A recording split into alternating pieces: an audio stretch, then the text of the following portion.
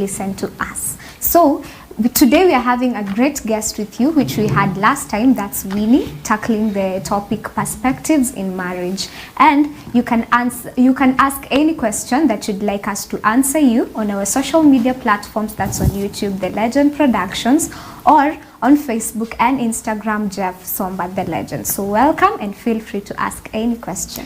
On the spheres of life, we make sure that there's transparency, objectivity, and sanity in the stories that we're making here. It is my hope that you've had a great day and week.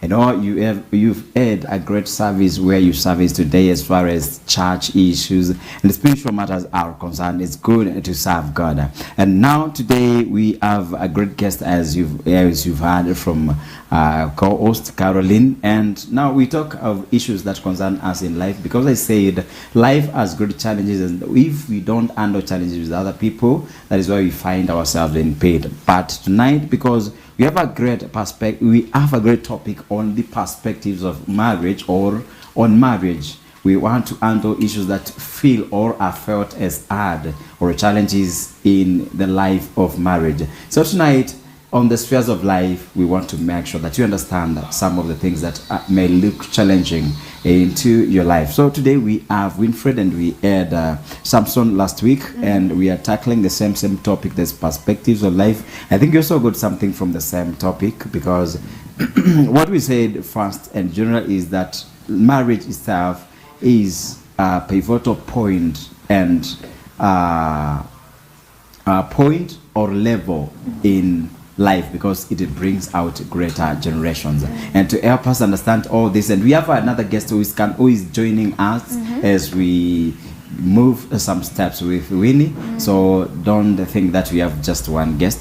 And we said marriage is very important because it brings out greater generations. It brings out great leaders with us in our lives and in the society, the communities that we have. So tonight, we are proud, we are honored, we are privileged to have Winfred Kisoi again on EBN TV. How are you, Winfred?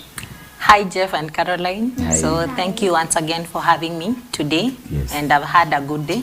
I'm doing well generally. So thank you for the invitation. Yeah, you're most welcome. And today we are handling the same topic on perspectives of marriage. And because we have to balance issues there and there, because we know that you're not married, there are some things that you cannot tackle because you are on the other level of life. So before we get to the main issue, who is Winfred Kisoi?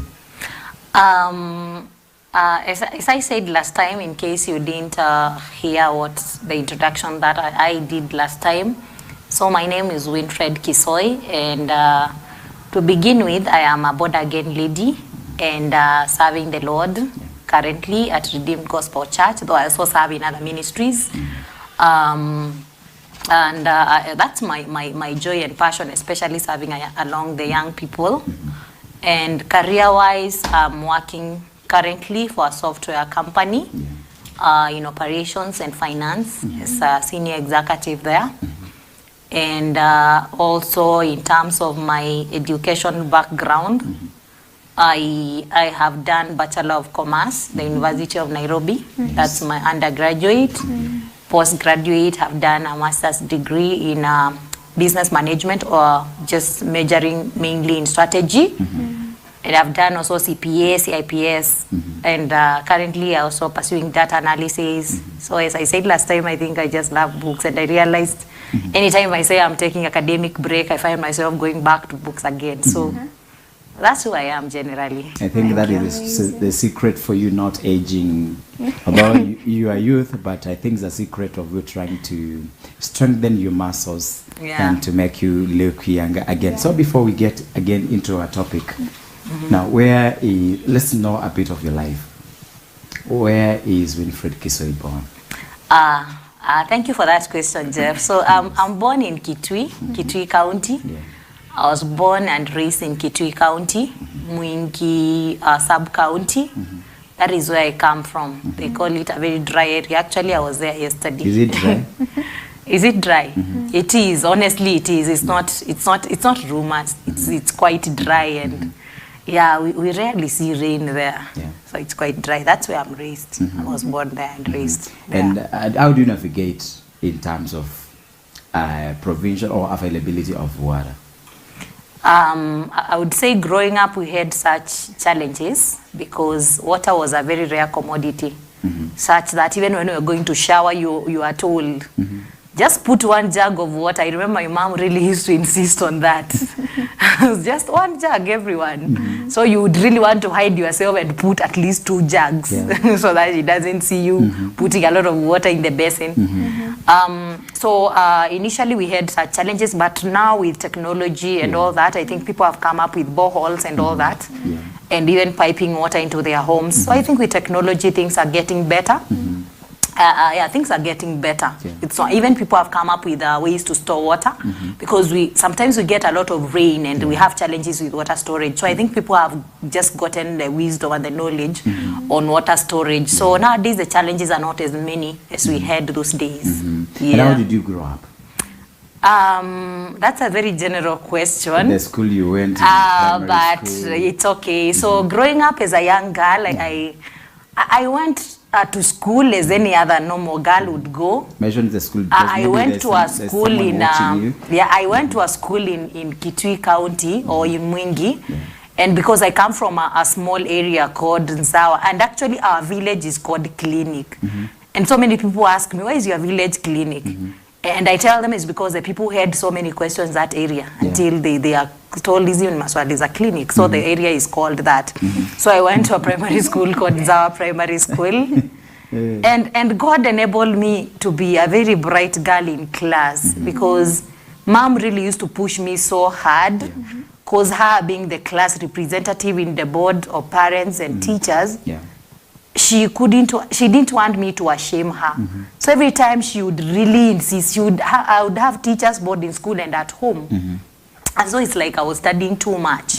So I went just that primary school, and I remember excelling too much. But to me, I think I was just used to it. Even when she called me and told me the marks that I had and I was topping in the sub-county, I think as the best girl there. And she called me and told, because I had come to Nairobi to visit my sister when I finished the KCP. And she called me and she's so excited about the marks, but me, I'm like, it's not a big deal to me. But looking back, I really thank God because that enabled me. It gave me breakthrough even when I went to high school to get scholarship. So people actually came from nowhere to just looking for me to offer scholarship for me going now to high school.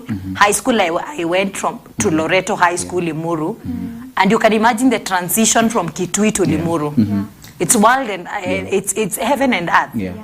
Because Kitui is very hot, Limuru is so cold. So in the first few months... How did you adapt to the changes from... I really suffered, I tell you, Jeff, I really suffered. The first few months I was really suffering. Because I had never been in such an environment where it's so cold. But I made it, I managed, I also, and I managed to finish. Because you have no choice. You can't go back home and excuse yourself because of the cold. But the school also was allowing us to put on home clothes. After classes and also during the weekends, we could wear home clothes, and we could also wear, they were allowing us to wear some jackets and leg warmers and all that. So also the school was, and they could warm water for us to shower. So I really appreciate that school. It really mentored me to be who I am today. I learned so many things there. And actually, when you're schooling, there are some challenges that you find in school, and some are actually withdrawing because of the challenges that they find, maybe academic or maybe financial from the parents. How did you navigate through the challenges that maybe caught you up in high school? And actually, these challenges are real. And I remember the number one challenge that I face is going to this school. This school is a national school. It's very big. Actually, I was remembering that experience the first time I got in. And somebody greeted me, "Hi, Winfred." I never heard that greeting before. So I kept quiet. It's my sister who told me you should respond hi. So those are some of the like coming from the village to this school where interacting with people from cities, people from very rich backgrounds, and you are here, you are confused. Even your English is not Englishing. That is what they are saying nowadays. And somebody asked me, I went and kept my box in the box room, and then the dorm captain came and was like, Kisoi, where is your box? And then I was inside the box, And then they looked at me, is this how you talk? That's English from Mwingi. It's English from Kitui. You don't know even how to speak English. Yeah. And mind you, I was the best student, even in English. I had performed so well even in English, but I knew maybe how to write. I don't know how to speak. And I didn't know. So they asked me, is this how you speak? And I'm like, what am I speaking? And from there is when I started, wow, these challenges are real. And we kind of are facing that intimidation. Did that make you kind of disappointed? Or even it lowered my self-esteem, actually. It lowered my self-esteem. But I started now taking it positive on how to, because I remember being asked a question in class, like, what is the work of the police? And I shoot my hand so confidently. And then I say to maintain law and order. And the whole class laughed. Now, is Mwingi close to Imenti? And the whole class was laughing. And then for me, I was not understanding, why is the class laughing? But then I realized my English had a problem. So I actually made a prayer to God. And I told God, because I know God will use me greatly in my generation. Please give me to know how to speak good English. Are you able to spell the word onda?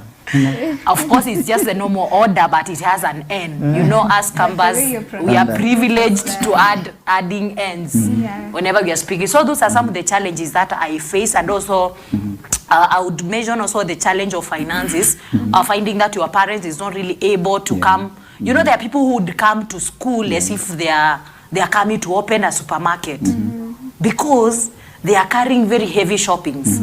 They are carrying 5 liters of juices, so much.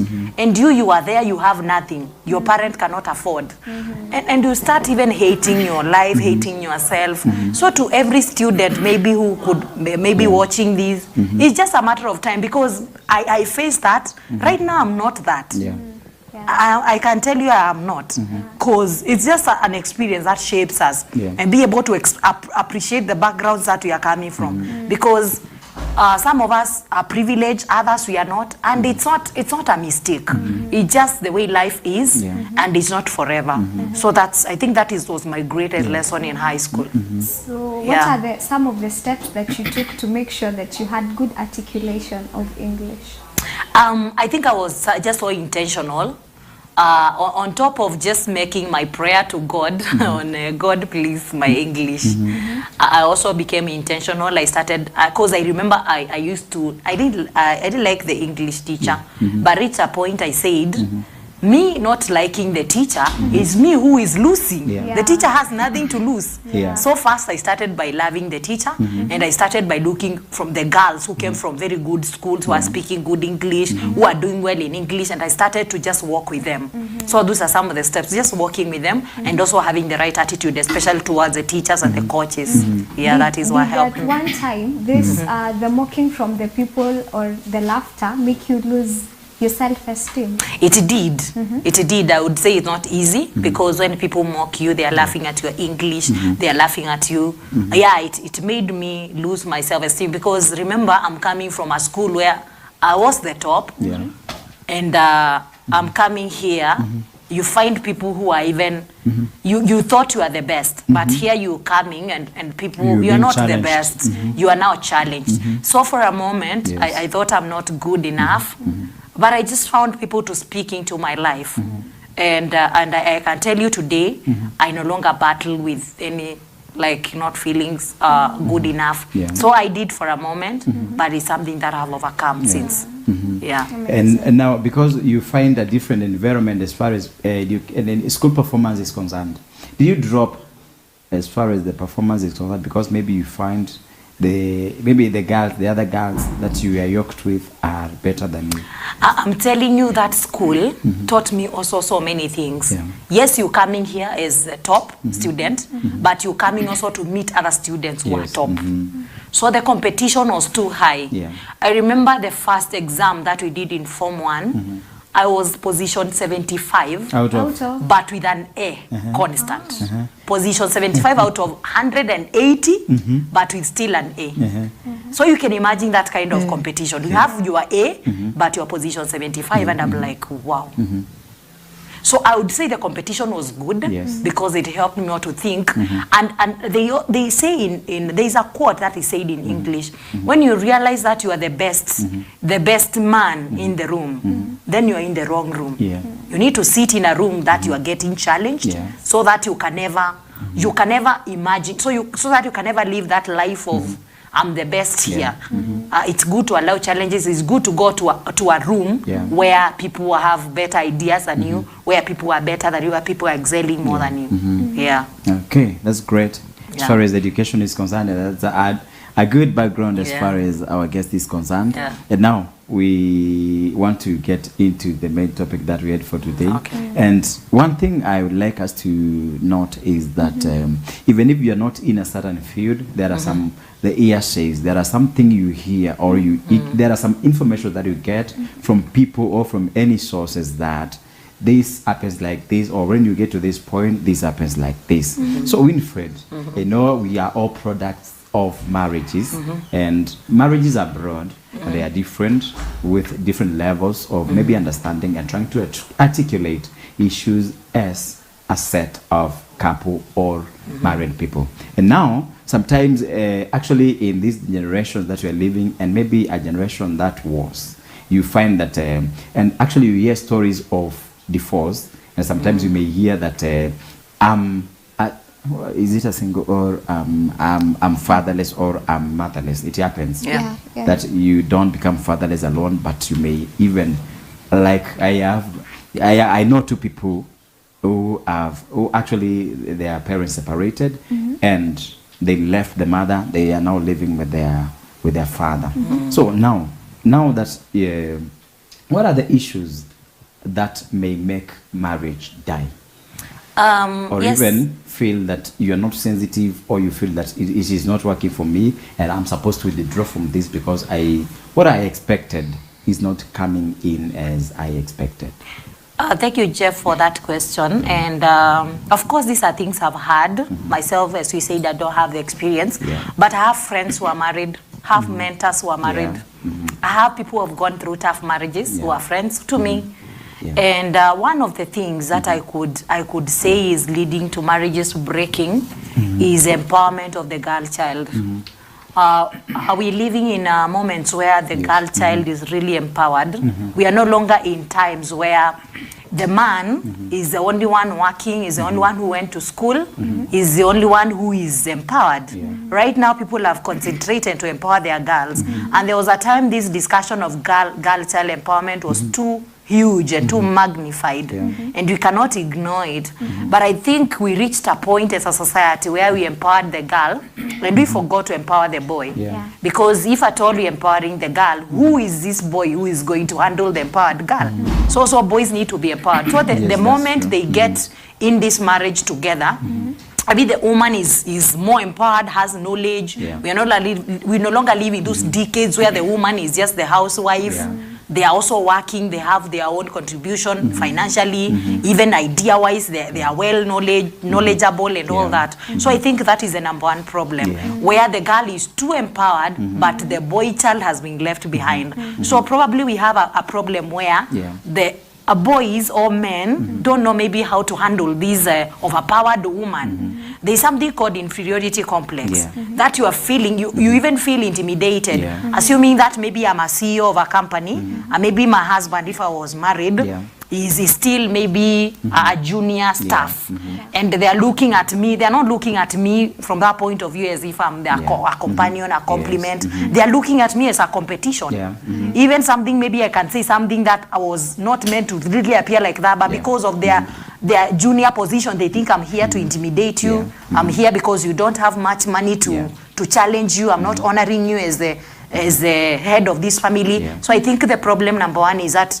the too much empowering of the girl child, where we left the boy child behind. And another huge problem and that before we have. We get to this, the other issue, who are these people empowering the girl child more than, without actually balancing the effect from boy child and girl child? Who are the people empowering the girl child? It begins from home, but especially educationists, because they are really emphasizing, take your girl to school. Let's have these programs for the girl. Actually, it's everywhere. Even when you go to some churches, let's have this program for our women and our girls. You go to home, dads are speaking, let me take my girls to school, let me do this for my girls. What about the boy child? So it's almost everywhere. In our institutions, it's there. In our homes, it is there. In our churches, it is there. But more magnified in our education system, that there is so much emphasis on the girl child. And because you want to give an equal opportunity to the girl, you realize even the cutoff for entering universities for the girl is lower. So sometimes you wonder, why is it lower than that of a boy child? So I think because we never used to have many girls in universities, even we encourage them to join by maybe lowering their cutoff points, maybe making the opportunities more available, other than making the boy child opportunities more available. And now there is a transition between then the then girls and the now girls. Remember, actually, most of the parents then, they were so tyrannical into a point that they don't have to educate their children. Actually, they are girl child. The girl child. And which, when it came to an issue, actually to a point of being so sensitive, they empower the girl, or even they educate the girl, giving value more than the boy child. Now, how is that transition? Should they remain huko kwa field wakilisha wakilea watoto, ama should they get to school and get empowered? No, Jeff, I have no problem with the girl child being empowered. Personally, see, I am also a girl, and my parents also took time to empower me. I would say, I would appreciate. So I would not say do not empower your girl, but as we empower the girl, let's not also forget the boy. Let's tag both of them. Let's tag both of them alongside, so that we ensure we have a balance, that we are not forgotten our boys and forgotten our girls. Because when you look at so many programs, even NGO programs, so many programs out here, they are for girls. And even scholarships sometimes. We are encouraging women to, even jobs at times. We want more women to apply for this. Because, for example, there is this group called Women in Technology. And because there has been a shortage of women in technology, you find maybe there is an opportunity where they're saying women only, maybe because they want to encourage more women to apply for these programs. So as we do that, let's also tag along our men and our boys to ensure that there is a balance. Now that there is more girl child empowerment, in relation to our topic today, perspectives in marriage, do you think there would be a problem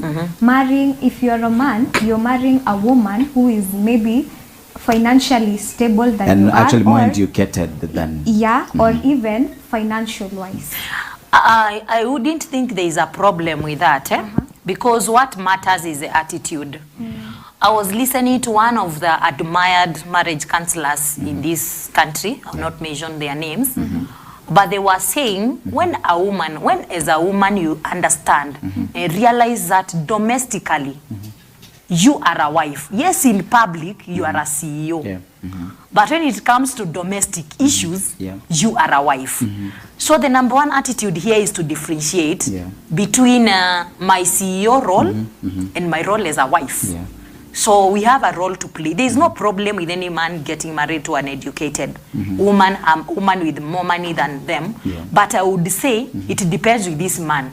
Because if you are feeling intimidated, then there is no reason of you going ahead. Marry what you are comfortable to handle. If you are feeling intimidated by her education, her money, then keep off from her. If you feel like this is what I want, I can handle this, go ahead. But let the attitude be right. Yes, you are a woman, you are a CEO, you have money, but at home you're still a wife. At home your husband is still the head of the family. So I think that bit of attitude really matters. And also having the man that they are not, as long as they are not intimidated, they are not intimidated by your prosperity, by your success, let them come. If you are at all you're intimidated, just stay off.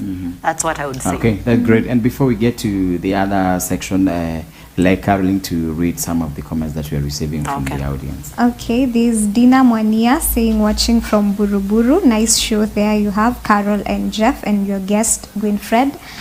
There's Simon Peter saying, Odek saying is watching. There's Edith Mutinda saying watching from Nairobi. There's Peter Moore saying, great show, perspectives on marriage. I'm loving the show. Great inspiration from our chair lady Winnie. There's Cosmas Mutinda saying watching. There's Favor Nancy Evans watching. Teddy Samist, wonderful show, inspiring, and then the clapping emojis, of course. And then there's Ben Benja saying, tuned in from Embakasi. There's Ken Olesaina saying, watching from Nairobi, I'm loving the show. You're really inspiring us all. There's Jeff Mwangi saying, watching from Machakos, saying the show is great, I'm loving it. Yeah. And that's great. So Winifred, we are on the issues that are killing marriages, and I think we are, as I said earlier, that we are products of marriage, and we are under the first issue. So what is the second issue? The second issue, Jeff, I would say it's lack of commitment. Yeah. When I was here last time, I said that you marry somebody because you love them. And I gave an example of myself. Yeah. I said when I was growing up, in primary, I thought I had seen all the handsome boys, all the awesome boys around. I went to high school. I continued to see more. Yeah. I went to university, I continue to see more. Now in the working space, you're even seeing more who are looking even better. So I think what sustains a marriage is that commitment that yes, you will find another, you will not fail to find another better person than you. But the moment you have committed to your spouse, then that's it. You are committed to them. So I think lack of commitment is also our greatest killer of marriages. That every day, of course, you meet a better man. Every day you meet a better woman. You think they are better. Not even that they are better. But if you are committed to your partner, you still stick to them until death do part. So I think that lack of a commitment is such a huge problem that we have of the day. Yeah. Okay, that's great. And because of, I think there's someone we were expecting around this place, and I think they've arrived. The next guest will be who was two, and who's supporting Winfred on this topic. She's Esther. Welcome to EBN TV. How was your day? My day was good, lovely. I thank God. Yeah. I've done all my other activities. I was in charge, and everything is okay. Okay, that's great, and welcome. Thank you for. We've rushed you, and thank you for getting us that time for us, so that you be on the spheres of life. We are so privileged to have you. And so we're handling an issue whereby,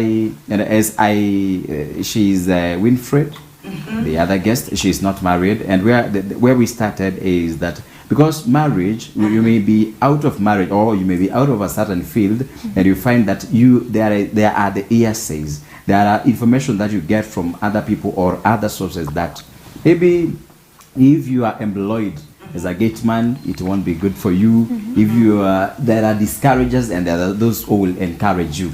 So the question was, how do you think death in marriage comes from? And she did well. She answered some of the questions, and she did something credible. So because you are in marriage for 24 years, if I'm not forgetting what you shared to us last, actually the first two shows of in marriage. Exactly. So what do you think kills marriage? Because I think marriage is pivotal in that it brings in a generation. Yes. So where do you think death in marriage comes from? Or people try to withdraw, divorces come in, separation comes in. Where do you think it comes from? Exactly. Death in marriage comes when you listen to advices from outside. And mostly it can be within the family, the family setup, maybe where you yourself have been born, or where you've been married. Number two, money.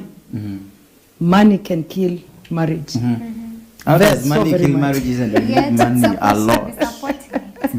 It can kill marriage so much. Number one, if either of you is handling greater money without knowledge. Let's take, for example, the lady has more than the husband. In our society now, the society and the community teaches us that the man, and even the Bible says the man is a provider. So when the lady has the money, And now she becomes the provider. She's paying rent. She has a car. She fuels the car anytime. She buys food.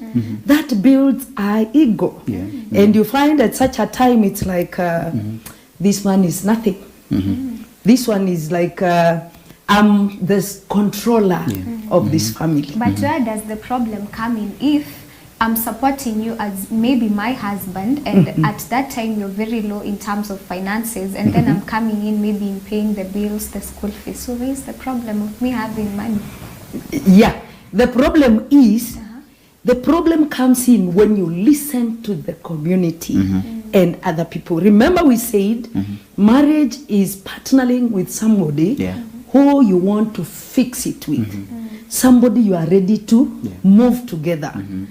And if you listen to any other advices are there, so many of them, from friends, from job, within and without.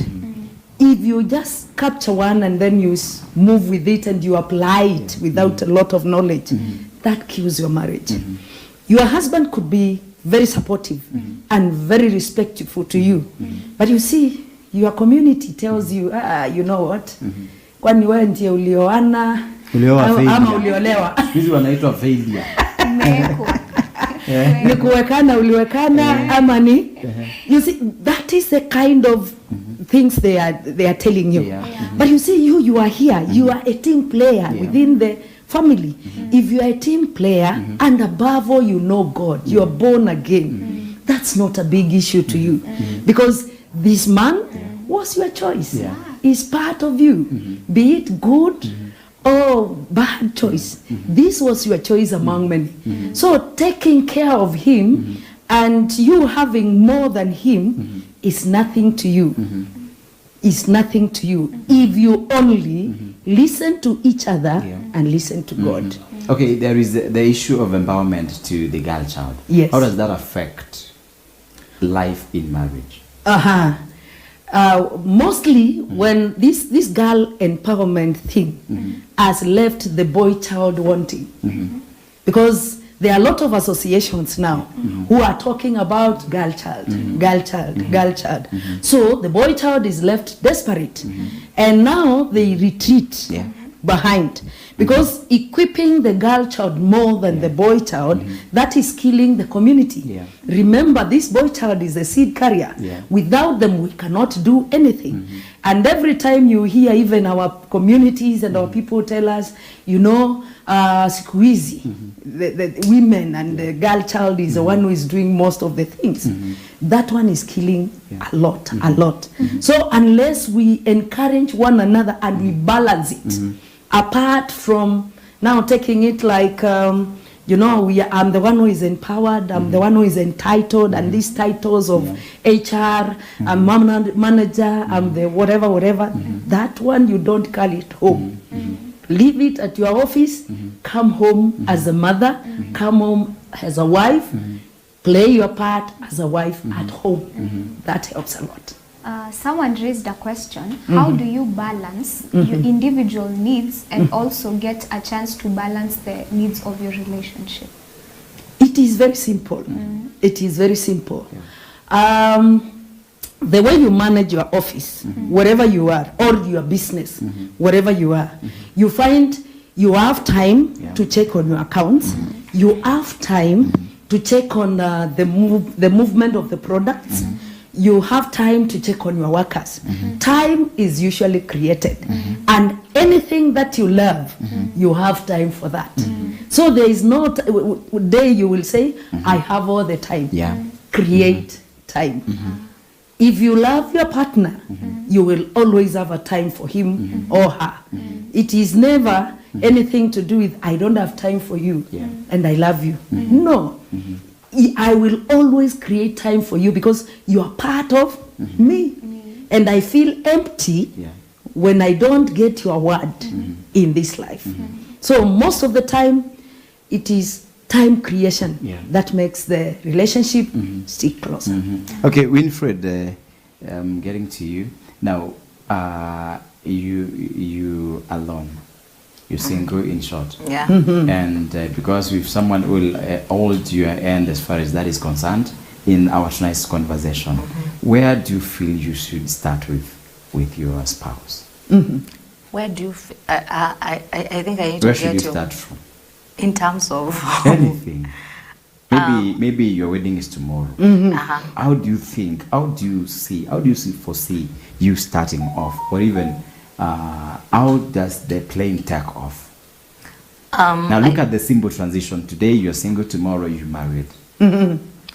I think the number one thing is also to set your priorities right, even as early as now when you are single, and set your expectations right. Yeah. Because if at all you are single today, tomorrow you might be married. I think first is to prioritize, because we are living in days where young people are prioritizing weddings and not marriages. You find people have prepared the wedding, it's the cost, the everything, the gowns are ready, the rings are ready, the food is ready, and you realize you are doing things for others, because who are you cooking for in the wedding? It's not for you, it's for another person. The cake is the cake yours. You can't eat a whole 40 kg of cake. It's for the crowd.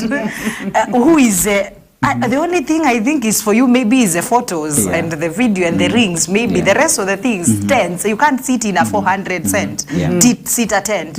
So we prepare for the crowd. We prepare for the wedding, but I think we don't prepare for marriage.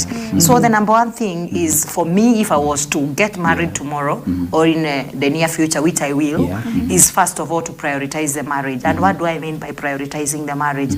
Get to go to counseling. Get people who have been there to work with you. Get pastors to work with you. Let them tell you things as they are. The reality of marriage. Now the issue of for better, for worse. For better, for worse. Exactly. Other than us running up and down and looking for the most expensive suit in town, the most expensive gown, you want to be carried in a limousine, you want to really spend so much for a day, but you're not invested for the long term. You just investing for the day to day. I want, this is the car that I want. These are the tents that I'm looking for, the seats. But have you taken time to sit down, talk with your partner? As she has spoken about finances, have you sat down to discuss the finances first, even before running up and down getting gowns and preparing everything? Sit down. Have you analyzed finances? Have you talked about the future? Have you talked about the children? Have you talked about their education? Have you talked about all those things? So I think for me is a preparation for marriage as opposed to the wedding. I tend to think, adding something on that, those are the things that are discussed when dating. When dating, that is when you bring everything together. Now there is someone who don't want to open up. How? Actually, in some of the matters, life, and maybe in terms of pay, or even what you get, or where you actually, not even what you're getting as pay, as your pay, but even your workplace. There are some people who won't disclose where you're working. And do you really love the person you are getting? Yes, you do. But actually, there are some. It's like there is a shame that you want to hide behind the faces of the face of your partner, which is very long. So also, I think you have to advise someone who maybe. How real should you be when you're dating? I think you should be yourself. And that is why we call it dating. This time of dating is when you get to know each other. And that is when you lay down your priorities, as she has said. This is the number of children I would like to get. This is a kind of a family I would like to have. This is a kind of a house I would like to have.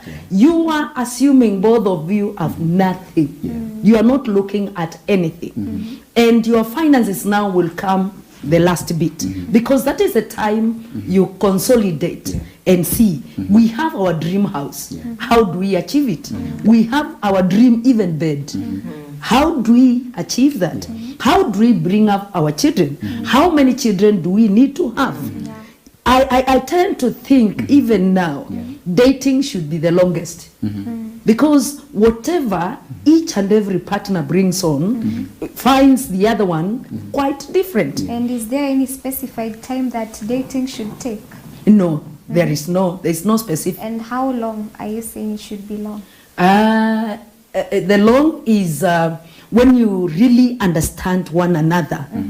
You see, like I can come in, I want to get married, and I need, I say I want 10 children. And my husband is saying, I only need two. Yeah. So for us to come to consensus from 10 to 2, to settle to 2, it's not today and we settle on it tomorrow. There has to be that absorption. Why, Esther, do you need 10? And me, I need 2. Then I ask you, why 2? I give you my own reasons for wanting 10. That is just one item on children. How about finances? I could come and say, I don't like sharing my pay slip. I will get into it. Let's have everything, the budget drawn. Give me what to tackle, take what you want to tackle, and we move on. But for you to come to consensus at such a time, it's not like today and tomorrow. So marriage is not just something you just come and jump into. Sometimes you might find this intermarriage. And most of the time where you are beginning a relationship, it's not that your man is wanted from your home. And it's not a must that this lady you are picking is also loved by your people. You might find it is the opposite. So for your people to absorb and know that this gentleman has really loved this girl, and there is no otherwise for her, it is us, we support him to get the girl as a wife. It is not easy for such, because sometimes you might find the community on the other side, they have that connotation of this tribe is not good. Oh, a girl from this side is not good. I've ever seen that, I've ever experienced that. Hey, a Kikuyu from Kabete sio mzuri. Hey, a lady from Kangundo, a Machakos lady getting married to Kitui. They think they are too sharp for them. And it is like the people there are not ready to receive you. And they think their son is getting lost. For you to make them understand that it's not within a day. And how good is it to the two of us being low mentally, that you can't achieve this, you can actually, you got maybe E's or D's in your high school. How does that help? Should you, is it wrong for you to combine an A and a B, or an A and a C? God is the matchmaker. Your yesterday doesn't determine your tomorrow. Okay. If I got a E and you got a A, I can manage. Actually, there's someone, I've given out that point because there's someone who will ask you for the qualifications that you had. Actually, for the grades, not qualifications. Yes. That you had in your prior levels of education. They say letter certificate, primos, junior. So that's why I was keen on that.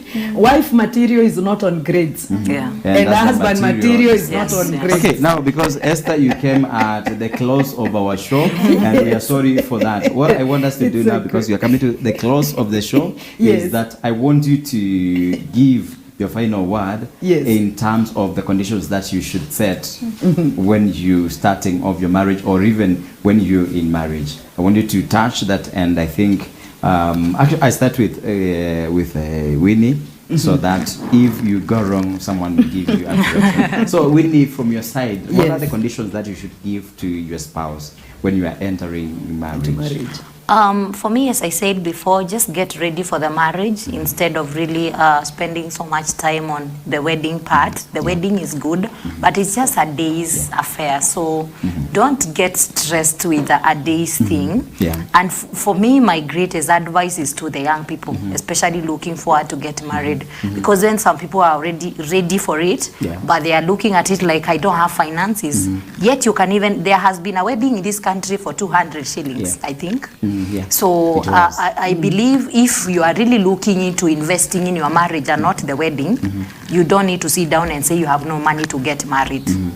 People can even be joined in a pastor's office with 2 witnesses or whatever number of witnesses, and as long as parents and the guardians are okay with it. So for me, just set the right standards for yourself. If you cannot afford a 1 million wedding, why are you stressing yourself? Why can't you first of all focus on the marriage, get to know what this is, what the kind of a marriage that I want, open up to each other, get time to understand and know each other. If you don't know each other, get time to first of all know each other, trust each other, because I don't believe there is a marriage without trust. And the question you're asking about past someone not opening up, then if you're not opening up, there's something you're hiding. And as long as you're hiding something, then it means you have not overcome it. And you are bringing that thing maybe into the marriage, no matter how the past has been. So to every young person, if you reach there and you're feeling you need to get married, then having no money for me is not an excuse. Get more time to prepare for your marriage more than your wedding day, because it's just a day's affair. You cannot compromise a whole lifetime affair with a day's affair. So that will be my greatest Closing comment. your comments. I want a 1 million wedding like Ken Olesaina did.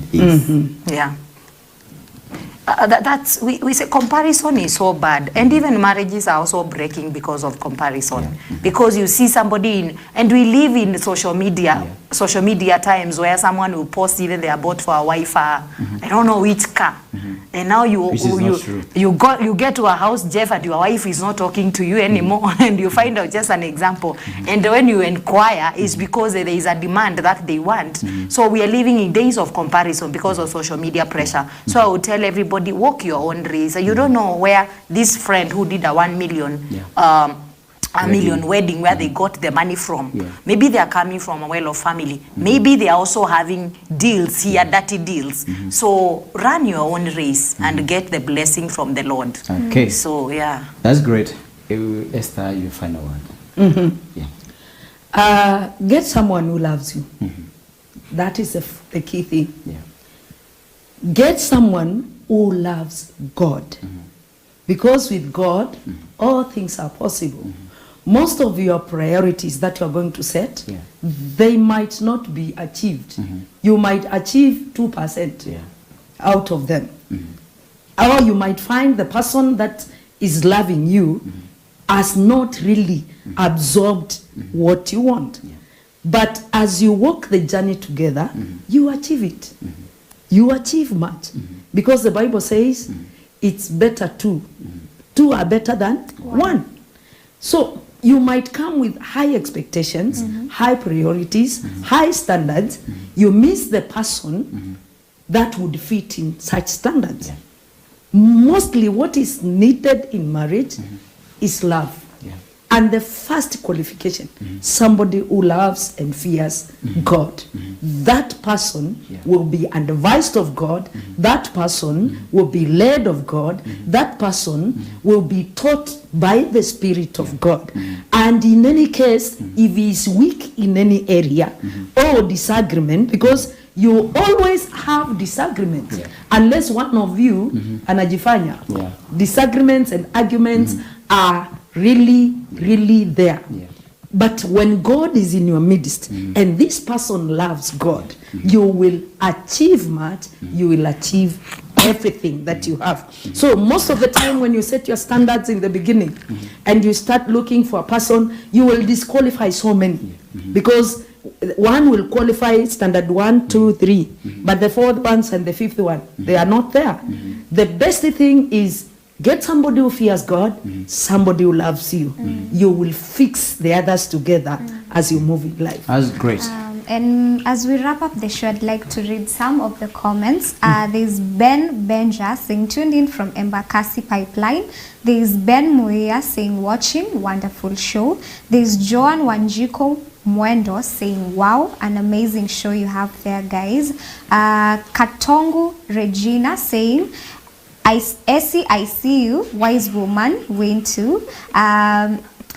Princess Mwendo is watching. Faith Shakina Njuguna is watching. Alice Mbiu tuned in from Jericho. There's Princess Mwendo saying watching, and Emily Elikana saying wow. So that's all we had for you today. Thank you for keeping us company here at Spheres of Life with our two amazing guests. Thank you for honoring our invitation, and we welcome you next time for other episodes and amazing ones where we get to tackle things in life and the questions that you'd like us to answer. I've been your host, Carolyne Muthoni. Till next time, have a good night. And to our guests, Esther and Winfred, thank you for honoring this invitation to EBN TV. The topic has been the perspective on marriage. Until next time, I'm your host, Jeff Kimai.